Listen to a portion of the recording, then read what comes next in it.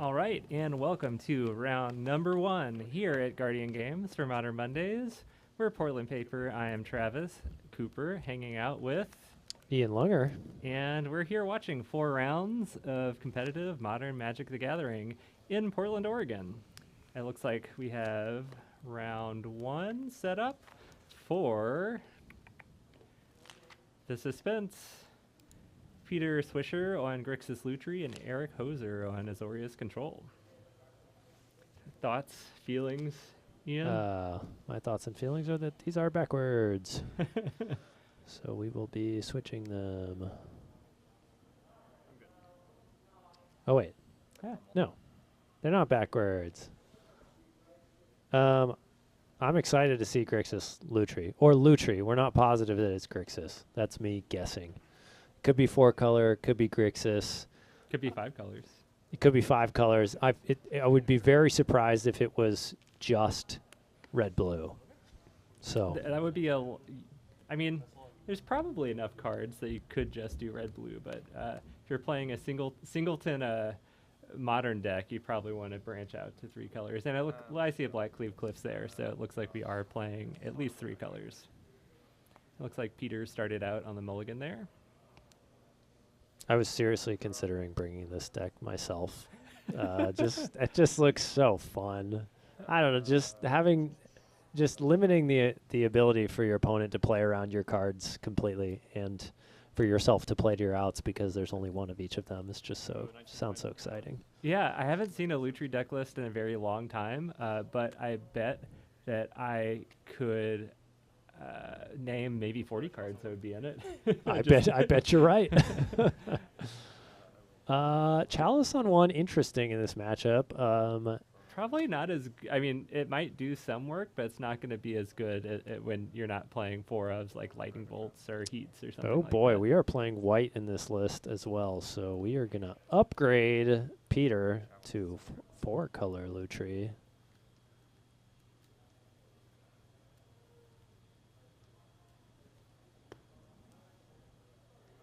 And I'm going to go remind our players to use our. Oh, there we go. Eric's got it. Eric knows how the stream deck works for updating the overlays with life totals. Yeah. Pretty cool. We have a setup where you can update the life totals so the players can. So that saves us some work because we'd be getting it wrong all the time.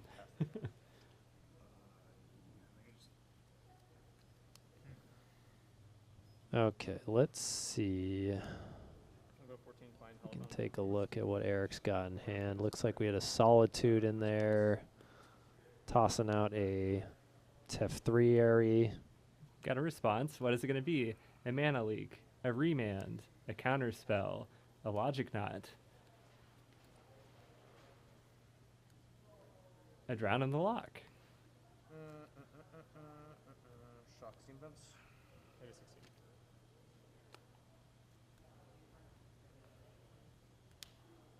What's your guess, Ian? Counterspell, because I saw a counterspell in Peter's hand, so I think we're just going straight up counterspell. You can't not try. I mean, I feel like a Teferi in this kind of control mirror is going to be, that's not quite game over, but makes it exceedingly difficult for your opponent to play around. And what do you know? Peter has the 1 of. Love that. Do you think, is it, if you're playing against Lutri, are you just, if you're predispossessed, is that right? Predispositioned? Yep. I'm Predisposed? Predisposed. There we go. Words. They're in the English language. Are you predisposed? If you are predisposed to being salty, is it just like the ultimate salt fest? Because you're like, they had the 1 of. I think so, yeah. I think everything being a 1 of is probably very salt-inducing. And I think you kind of just have to, like, not play around anything, really. You just have to be like, they probably don't have it. And or play into everything. So, looks like Peter could just pass the turn here. Could potentially cast his Serum Visions to try and hit the land drop. I would not begrudge Peter at all for trying to hit the land drop, especially in this kind of like semi-control mirror. And that is a Jace Vryn's Prodigy. on the field, and it looks like we have Chalice coming down for Eric.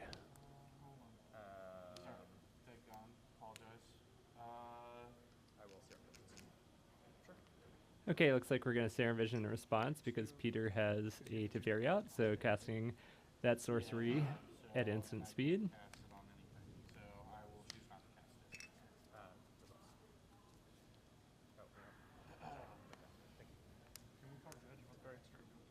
Yeah, we can. Sorry. Judge. Oh boy. Judge. This is the old control Teferi off, but it looks like we pitched a Murktide to cast Subtlety.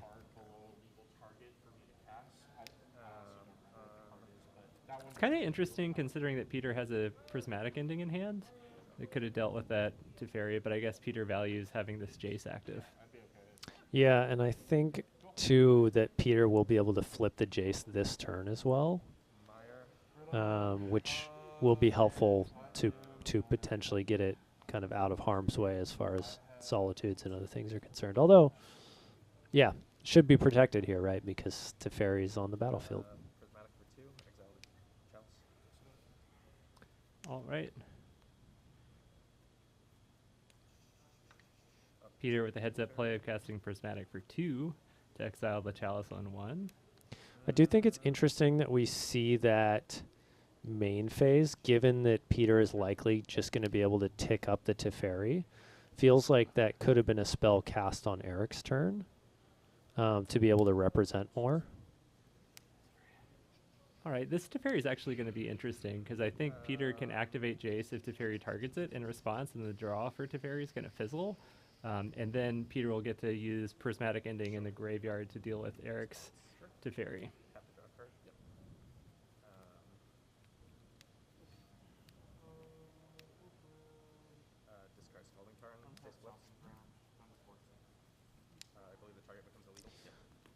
If you're Eric, it seemed like Eric did target the Jace there. Would you have just upticked or downticked the Teferi targeting nothing and just kind of assumed that Peter would want to activate and flip the Jace in any case?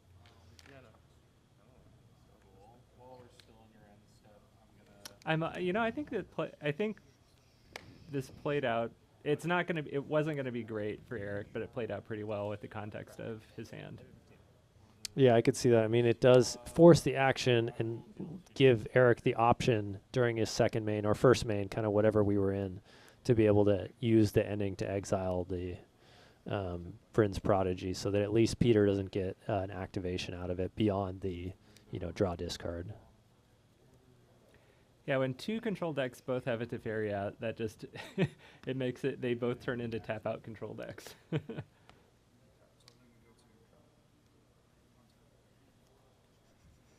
Oh, it looks like Chad asking what time zone we're in. We're in Pacific time here in Portland, Oregon, in the United States. So hanging out on the West Coast. Very interesting. So we've got the Teferi off going on. Neither player has any board presence beyond Teferi's, so nobody's going to be able to pressure. Although it does look like Eric has a Hall of the Storm Giants available for pressure at some point, but we are, I think, at least 3 land drops away from that being Eric relevant. Also has a Solitude in hand, so that's at least a threat that you can cast that Teferi is going to have to eat a bunch of loyalty to bounce.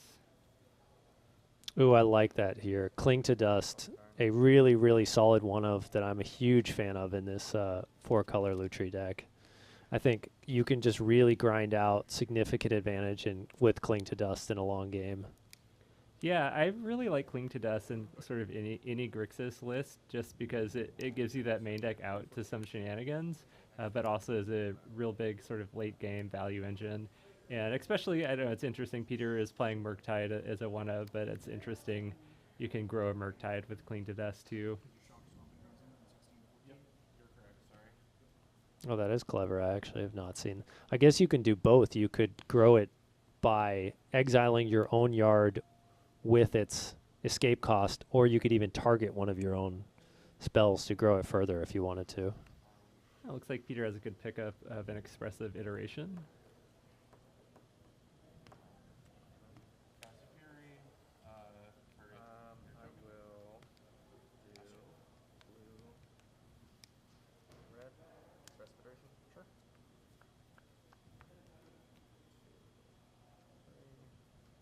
Looks like we've got a Kaya's Guile, a Hallowed Fountain, and maybe a Dress Down? Can't, yeah, Dress Down, Kaya's Guile, and Hallowed Fountain are the cards.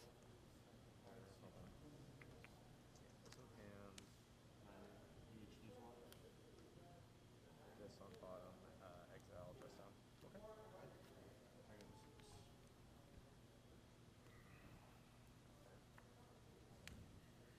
Pass turn.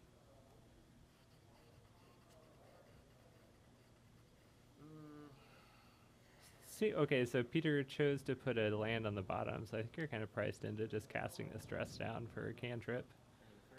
Otherwise, you would have left a land out. Going to cast the dress down. Trigger draw card. Yep. Yes. Down tick to fairy, bounce. That next to didn't land. quite. Oh, picked up big to fairy there. Inner Eternal Castle. What now? Castle, yes. So Peter just kind of refilling the hand with that Dress Down plus to fairy activation. That's a lot of new cards Peter saw that turn. Yeah, and pretty easy to go low on your Teferi against a Azorius control list, as it's going to die to that Hall of the Storm Giants, even if it has 6, 7 counters on it. Create the Rhino. Well, it looks like Peter can cast Big Teferi and exile Eric's Little Teferi, but then that's going to also be hit with the same Hall. I think that I'm point still fine with that. Yeah, you're making Eric tap out, then you can untap and go from there. I mean, it is true that, you know, Peter, that Teferi is Peter's main source of kind of grindy card advantage in the hand currently. Yeah. I think you have to do it because you want to use this Kaya's Guile for when Eric activates the Hall. I'm going to -3 and put fairy, third from the top. I'll cast Shaman. Yeah, Baby Teferi just really, it gums up everything in this matchup. It protects Hall even further than it is normally protected with the ward ability. You got it. And, you know, it's certainly a cost for Eric to just go completely shields down, tap out to get Teferi off the board. I mean, which is, I think you have to do, and then Peter's going to be able to untap. We've got counter spells, we've got Kaya's Guiles, we've got things to do. I mean, yeah. I'm more Not to mention, both players still have the companions hanging out in the companion zone. We've been using all of our mana almost every turn at this point. yeah. Right. So Peter with a lot of reactive cards in hand. I think if I'm Peter, I just toss the Lutri to hand and pass a turn. I mean, if Eric really wants to come at me for 7 damage with the Hall, I think it's worth it. Because we're leaving up counter magic here in any case.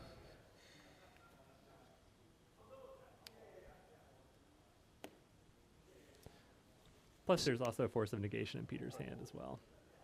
Kind of one of those interesting spots where Peter has the slight card advantage in cards in hand, and Eric has the mana advantage. Which side of this equation do you prefer to be on in a control mirror? More cards, more mana. More mana as long as you have 2 counter spells or something tricky to do, because usually you just don't want to be the first that blinks first and tries to resolve a threat unless that threat specifically is Teferi Time Raveler. Step after turn. I have actions in your end step, sure. Yeah, Peter's in actually, you know, tons of cards in hand, but it's a really awkward spot in that none of them are very, very cheap, and the cheap ones are reactive. Oh, this actually sort of helps out Peter, because this is kind of a free counter because you're going to discard a card anyways.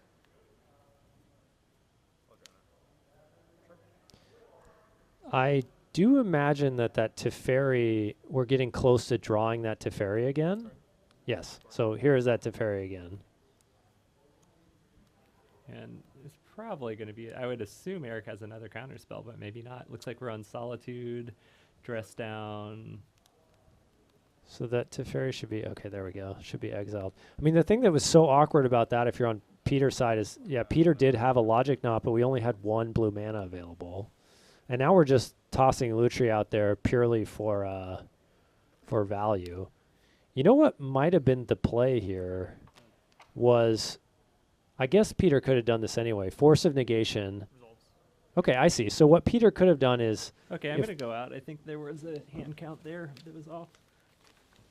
Okay, so I'll continue my point. But if the Force of Negation had gotten countered by Eric, Peter could have responded by playing the Lutri and then copying the Force of Negation while it was on the stack, which is the way that without, like, having only 2 blue mana available, that's how Peter is able to insulate himself against Eric having another piece of counter magic to land Teferi.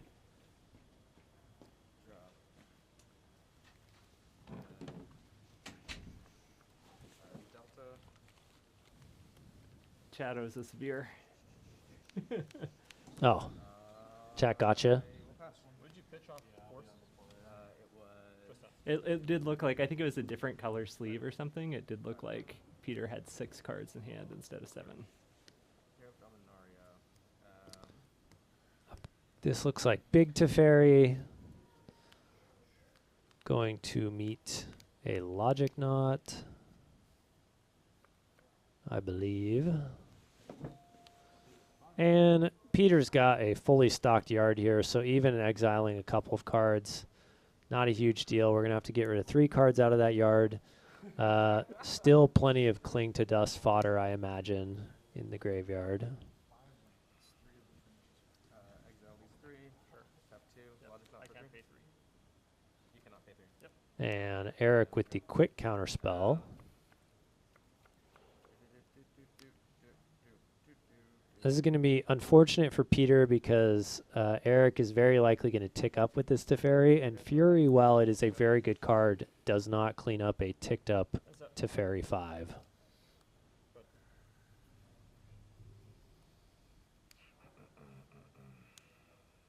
I think we're thinking about, is there a Prismari command that's also in Peter's hand? That's correct, yes. So you could shoot Teferi and then Fury. Okay, I like that play. It looks like we're not going to make that play. That is the thing that's a little bit, you know, Prismari command, Kolaghan's command, K command is I think the less awkward card. Is I think sometimes the alternate modes on Prismari command, you might want one mode from Prismari command and the other ones can seem really unappealing. Whereas I think Kolaghan's command almost always has, you know, a second mode that you can add on that at least you're trying to like 2-for-1 your opponent with. Yeah, I feel like usually you only are wanting the Prismari command in a deck where you're digging for something or have graveyard synergies. 5. Hardcast Fury. 4 damage from Fury. Your response. Press down. Sure. I'll draw. Yep. Okay, looks like we have land and maybe there's a Chalice in Eric's hand. Pass. Sack. So dress down, going to nullify the Fury. We're still sitting with a 3/3 double striker on board on Peter's side, but you have to imagine that Eric is going to have an answer here, Well, looks like the answer is a Solitude. or a March. Let's go. Looks like there's also a Narset that Eric drew, which is interesting. I've been playing that card lately, but with Days Undoing, so I wonder if that is also in Eric's deck.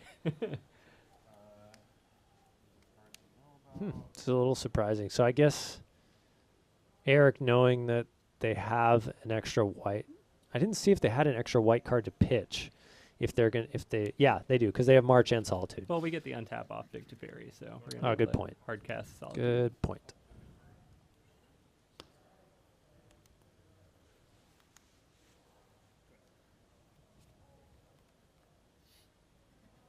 So I'll catch your blue those. I'm gonna take the full 3. Chalice on 1. Yep. All right, Chalice on 1 again. I'm gonna fetch down to 13. And Eric's likely not going to need it, but I think it's important to, again, keep in mind that Eric is still sitting on that Hall of the Storm Giants. If Peter gets whittled down to one-shot territory, that's kind of always something that you have to worry about. I've got 16. Yep. So We will be that's fine. right back with this match. Into the alternate angle, yeah. We're going to take a look from a different camera angle for a moment.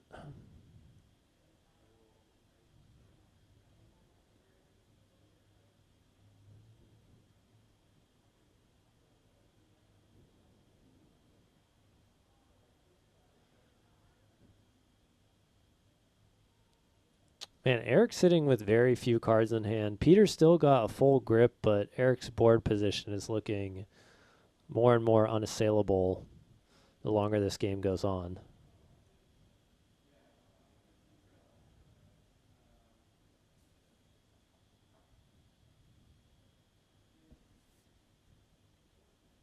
That Kaya's Guile just not really looking like what the doctor ordered here for Peter. So good in some matchups, but just not really that strong against Planeswalkers specifically.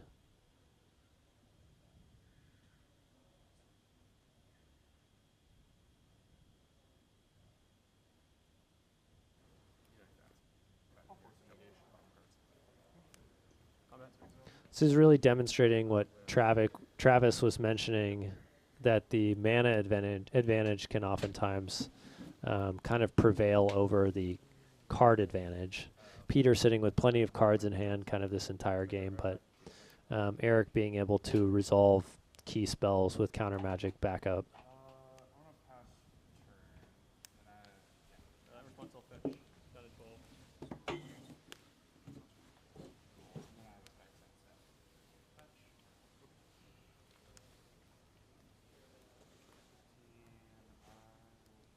That's a couple planeswalkers out there. Yeah, Eric's looking to be in a pretty good spot. I'm going to cast Force the Vigor on your Consort token and your Saga. Can sometimes start to feel kind of academic as these control mirrors kind of draw down to the closing point when one player has an active planeswalker that's sat in play for 3 or more turns. And when you are playing the singleton deck, those like the premium planeswalkers, you only have one of them, and Peter already has seen that both Teferis, so there's not extra copies of those hanging around. So we're going to be in maybe like Ralzeric territory or something around like Chandra maybe. I'm unsure of what other planeswalkers the deck plays, but it's going to be hard to sort of match an active Teferi hero generating card advantage and mana advantage each turn. Yeah, and when you're casting Opt into a Narset, you're in trouble. Which I wonder if that was because you could cast Opt on Eric's turn and still get to draw your card, so maybe that was a bit of a mistake there. Correct, yeah, entirely possible that it was. I mean, another option here for Peter to again start to try and gain back some card advantages to cast Cling to Dust on Eric's turn. But again, we see, looks like Eric's going to start making use of this Hall of the Storm Giants and start trying to just get this game done with. Before damage. Yep.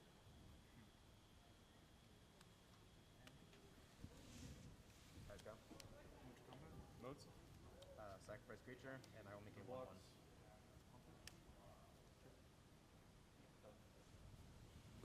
Sure. Okay.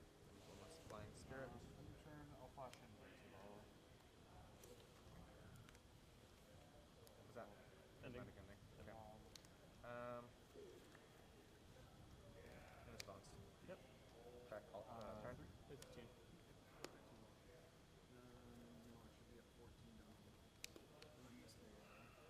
Right, we got an ending on a token and a response. No worries. You have one less in hand? Okay. Okay. I will pass turn.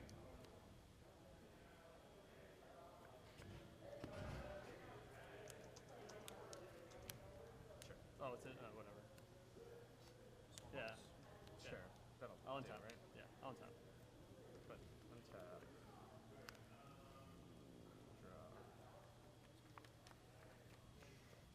Draw. Right.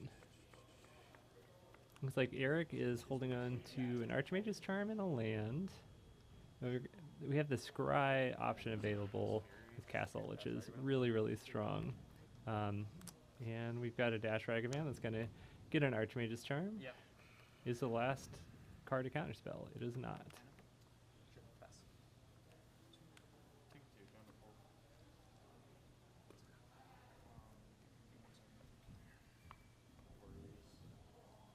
Good.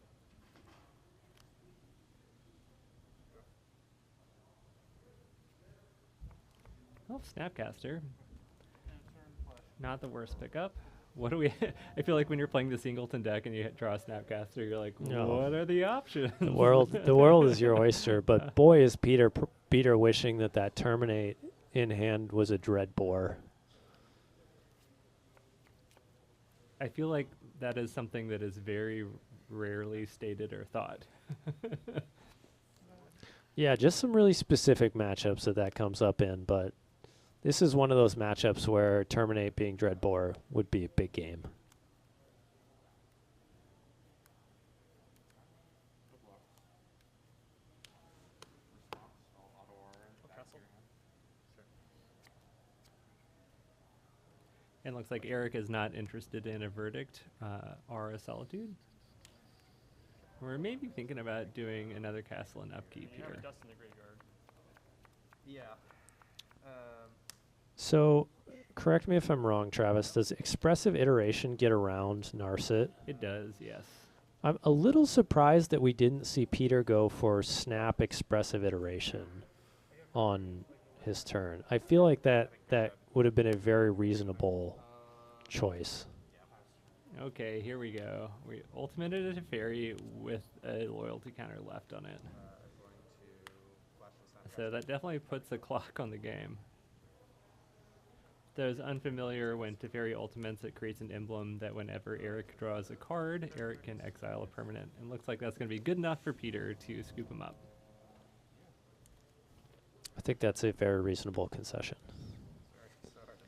So I am curious if Eric is playing like a Miser's copy of Days Undoing with Narset, or is just playing Narset as value planeswalker that has some effect on the opponent. I feel like a lot of folks aren't...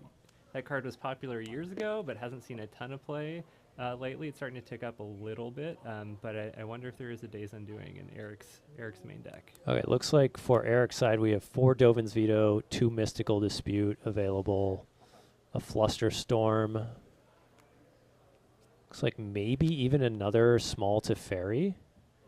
So I'm curious if, like, if I'm playing Azorius Control against another control deck, I have it's very obvious what my sideboard plan is going to be. But when you're playing against a Lutri deck, do you feel like you would just treat it as a normal control mirror, or are there any like special concessions that you have? I think you would treat it as a normal control mirror. I mean, it's pretty clear that Peter is not playing like an abundance of threats. So I don't, the chances of you needing a sweeper, I mean, who knows? Maybe Peter's playing a young Pyromancer or some sort of token generating threat. But I think on Eric's side, you just know that you're going to have to answer something like that quickly with a Solitude or Prismatic Ending or something like that. Yeah, so I think you would, as the Azorius control player, you're probably taking out your Verdicts, you're taking out your Chalices, I assume. There's not really a density of 1-drops in Peter's deck to make that worth it. I might also take out Marches. The fact that it doesn't hit Planeswalkers is pretty relevant, as that's usually what you're going to be fighting over. Then you're hoping to like counterspell, or maybe Solitude a creature. I would trim Solitudes if you're running 4. I might cut down to like 2 or something. Nice to have a snap threat, and then the interaction with Gahira is a plus. And then siding in any additional threats you have on the sideboard, like other planeswalkers, and then counterspells. Feels the way to go. Yeah, I think this is one of those matchups where Eric having access to potentially four baby Teferis is really, really big game. That's one of those cards that Peter's probably wishing they could be playing more of.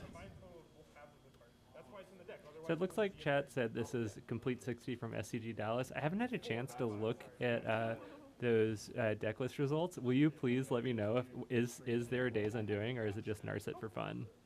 You also, I don't think you don't have to. Okay, Thunder Wonk, we are live here. You're listening to us probably with only a couple seconds delay. Okay, well, that's a lesson. I'm not even going to talk about Lutri sideboard because I have no clue. I don't either. I'm sure it's like some amounts of removals, some amounts of different kinds of threats. Yeah, I don't know.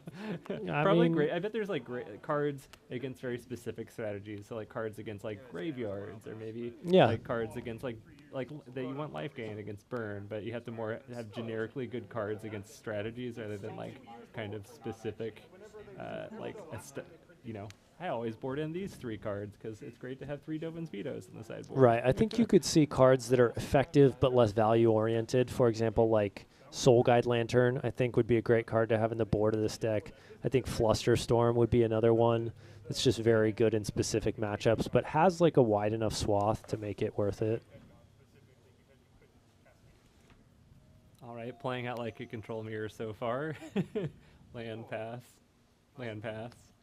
And this time it looks like Peter has enough lands to be able to play that game for some time.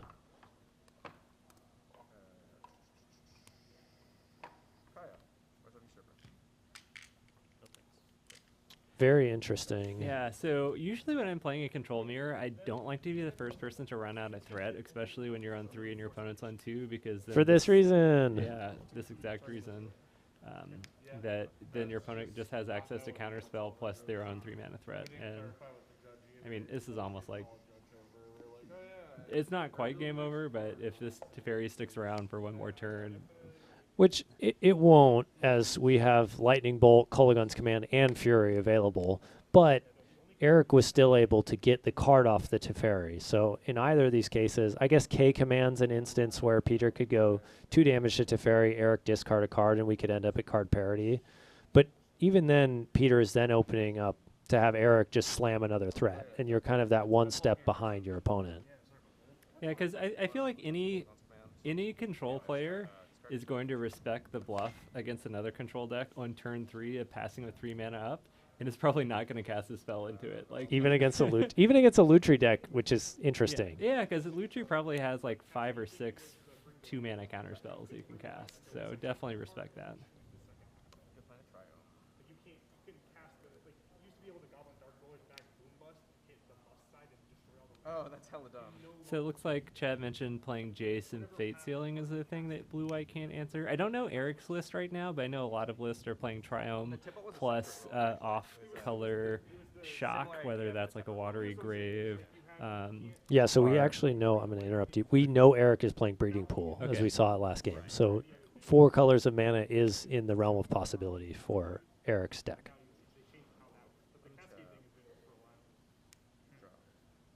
And I think that's a great, I mean, if you're playing Prismatic Ending, it's like you can still play 5 or 6 islands and have access to 4 different colors of mana with fetches pretty easily. So it's very, very low cost to be able to exile something like an Omnath or a Jace with a Prismatic Ending. So Peter's keeping up Snap K command here. I think if I'm on Peter's side, I go for that, knowing that I have Jace to slam the next turn. Yeah, you want to bait out your opponent to counter and like use mana. But it looks like Peter did not feel that that was the correct play. I'm on 17 at this thing. You're at 17. You Yeah. shocked and then fetched. Cool. Okay, nice. 17. I'm going, yeah. I'll cast the Wandering Emperor. I All mean- right, this is sweet. We get a Wandering Emperor from Eric on Peter's Instep, which I feel like my evaluation, when I first saw this card, I was like, nah, it's like fine, but there's lots of 4 mana planeswalkers that are white that generate tokens that don't really get played that much. But like in this situation, just having the instant speed threat plus also being able to like answer an attacking creature, even though it's like the mana isn't super efficient. But just basically getting 2 modes on the card usually, or if you're not getting 2 modes, you're getting a counter spell or removal spell plus 1 mode. Just seems like really, really strong in these decks where you're playing Counterspell and Charm and holding up mana on your opponent's turn. Let's take a look at the Wandering Emperor. And then I believe the only Planeswalker that has Flash that has been printed thus far. and pass. Unless you're playing Wrath, and then all your Planeswalkers have Flash. Sure.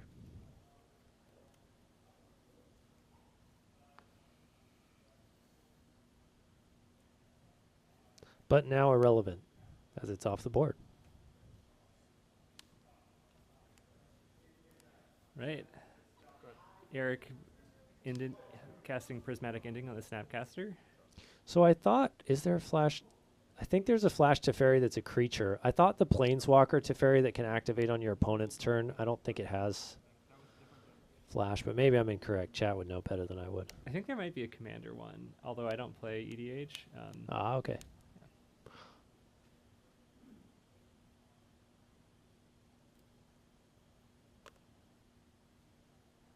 All right, looks like we have Counterspell, Solitude, and Glare for the remaining 2 cards.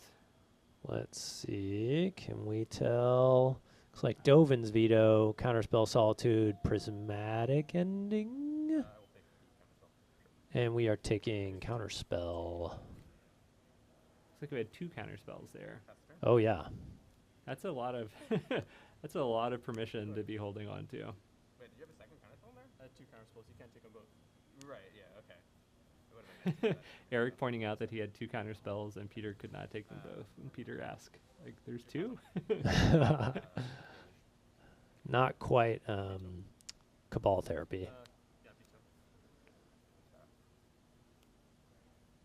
All right, you gotta play through these counters. Yeah, especially if you got something like Memory Deluge that you're sitting on. I mean, you know, that's going to be coming back at some point, and there's not really any reason not to just toss it out there on end step.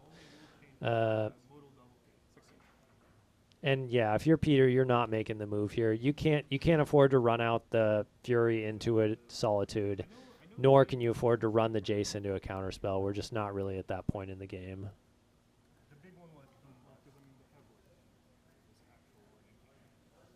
Yeah, it's kind of an uphill battle from Peter. Curious why we didn't put Lutri in hand. That is interesting, yeah, because Memory Deluge costs 7 to flash back, so it's not like that was a viable option. And my guess is this a Celestial Colonnade? Yeah, it is. Taking me back to 2017, baby. And I mean, not only this is one very interesting difference between the decks is the utility lands. The Lutri deck is not really able to play any utility lands that I'm aware of. I believe the entire deck is just kind of lands specifically designed to mana fix for it being 4 colors. So is there not a Creeping Tar Pit or... I don't believe so. A chat could correct me, but I haven't seen them in previous lists that I've looked at. I think it's really about trying to make sure you don't stumble too much over your own colors, as the deck has kind of very strict kind of color requirements that are a bit all over the place, to be honest. looks like there's a Jace plus a Prismari. Prismari Command was the pickup there.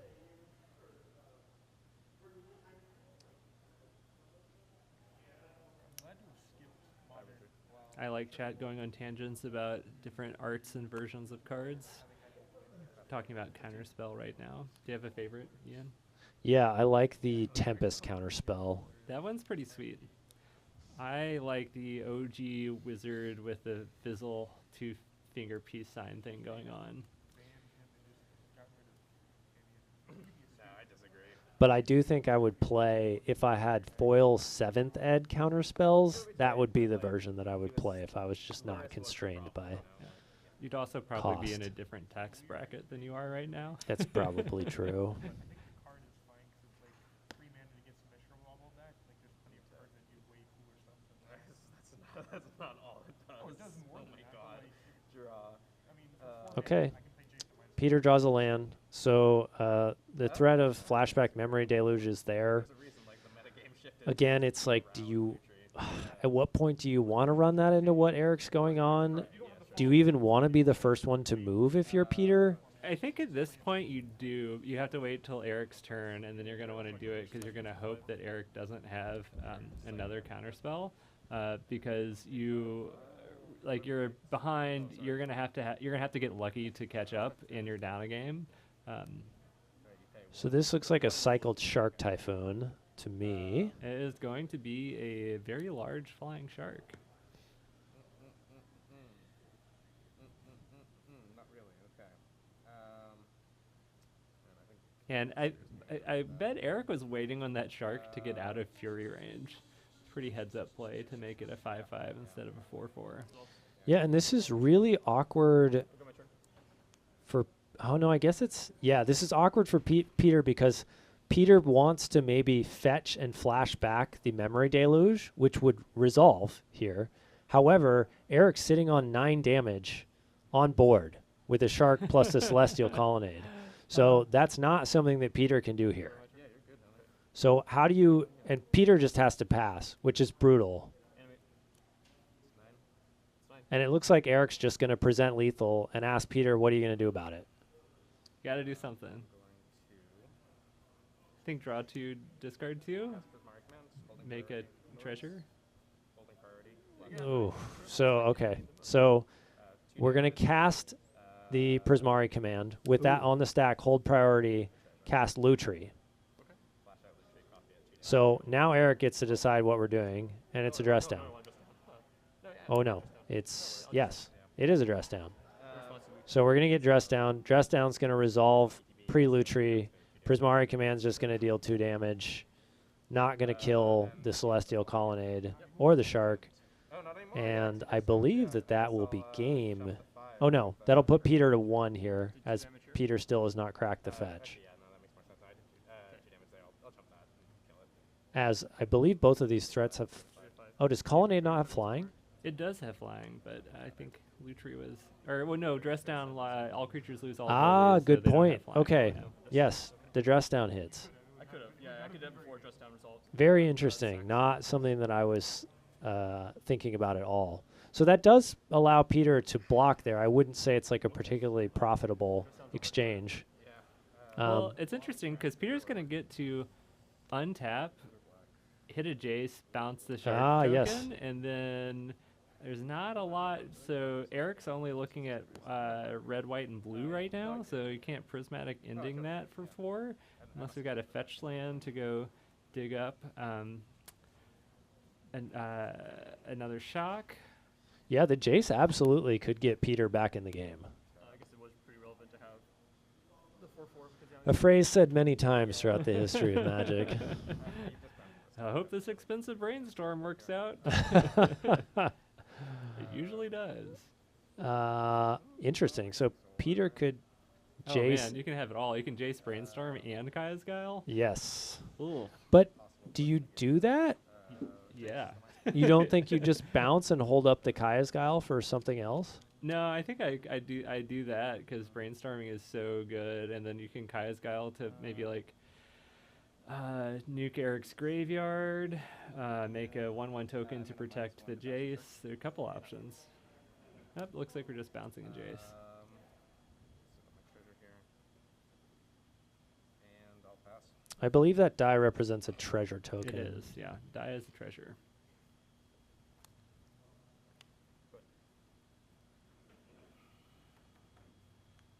Peter doesn't have a ton of life left to play with, but again, we're against basically blue-white control, so Yeah. getting into bolt range is not really a concern. I think what you have to watch out for is just basically a flash creature or something like a Shark Typhoon. But as long as you can have like answer to those. So this looks like Peter plays Croxa pre-Jace Brainstorm, I believe. Are you a little surprised by this? I think I would have brainstormed first, but How do you get 10? this is going to gain Peter quite a bit of life. You know, I'll I'm discard a card. fine with that because then you kind of get, you now have full information of what Eric has in hand. And you know, you just have to play around that counter spell.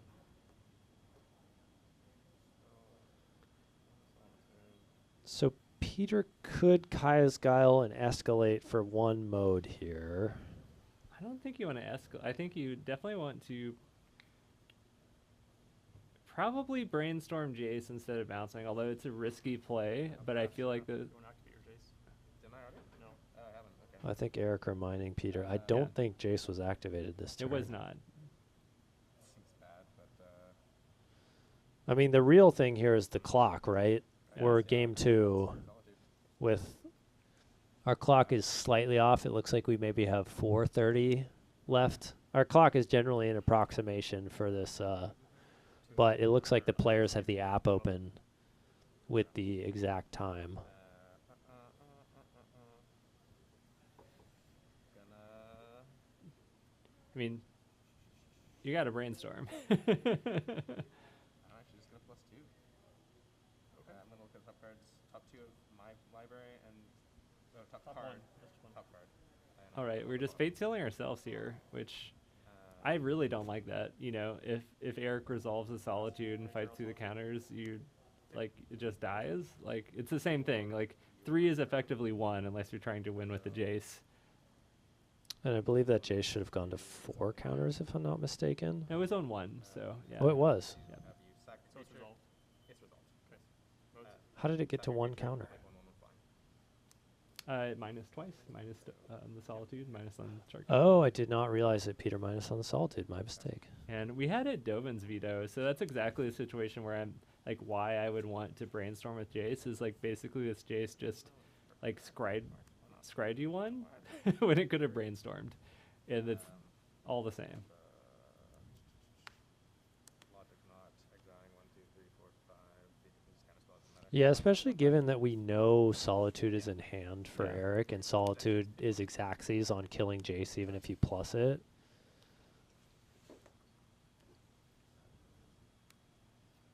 You know, these sorts of control mirrors, extremely difficult to navigate, a lot easier to kind of backseat pilot Oh yeah, I mean from the booth.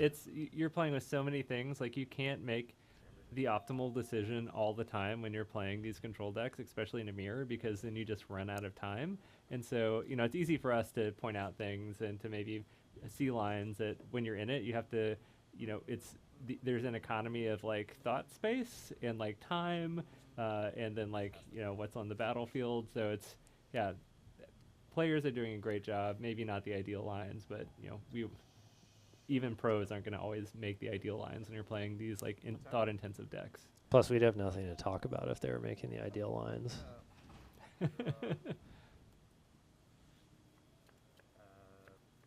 I am really sad that a Jace was resolved for 3 turns, and there wasn't a brainstorm.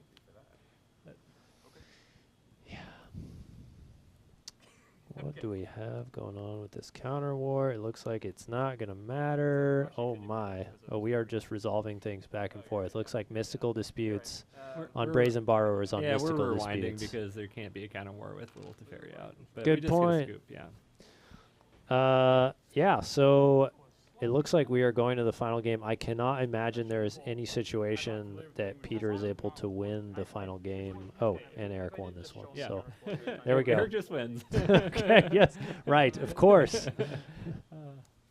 All right, so Azorius Control takes down 4-color Lutri in a very interesting set of games. And let's invite you To the dungeon? Are we hanging out in into the dungeon? the booth. Oh, here we go. Hey, Hello. I am Ian Lunger. I'm Travis Cooper, and tonight we have not 1, not 2, not 3, but 4 active cameras. Yeah, we did it. This is truly living. Is making all of the USB cameras work on one computer. Who knew? Who knew that it could be done? One gaming laptop from 5 years ago. Yeah. It's thinking really hard right now. Yeah. So, if you choose to subscribe to this stream, you can move us towards not relying on USB cameras.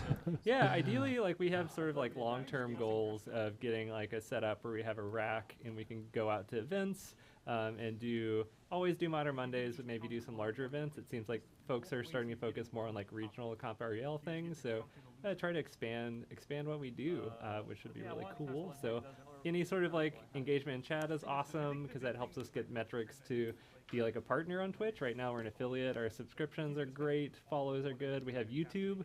You can check out and watch videos there. We edit the VODs for matches and throw those up throughout the week. So yeah, it helps us out, and really appreciate folks hanging out with us and watching some Modern Magic. And we're just finished with round 1. We're going to have 4 rounds of Magic here, and we're going to probably take a break just for a second.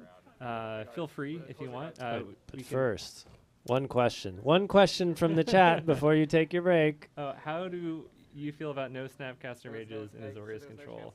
I feel like that's if you're playing Chalice and you think Chalice is good in the meta, then you don't want to play Snapcaster.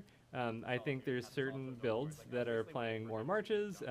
March Snapcaster is very good, but you just have to decide if you think Chalice is good enough to have in the main deck, and if it is, no Snapcasters. If it's not, you can play maybe 1 or 2 less lands, play 4 ops, play Snapcasters, and it's great. So no right or wrong there. Okay. Yeah, we'll encourage Travis to talk directly. I gotta be really close into to the his mic microphone so people can hear me, but then you can't see all of my. No, yeah, you don't get to see it all. Yeah, so another point with the Snapcasters, Rest in Peace is like pretty good right now. So I think if you're wanting to play a lot of Rest in Pieces in the board, which we did not see for sure during that match, but I have seen in a good number of these Azorius control lists, then you want to kind of think twice, not the card, before playing Snapcasters. Yeah, and also they're playing a lot of sometimes relics too, where you might side out Chalices, side in relics, and you don't want to. I mean, it's not total anti-synergy, but it just isn't. It's not really the best to be playing Snapcaster when you're exiling graveyards. All right, we got through a question in chat. We did. Okay, we'll see everyone in a couple minutes for round number 2.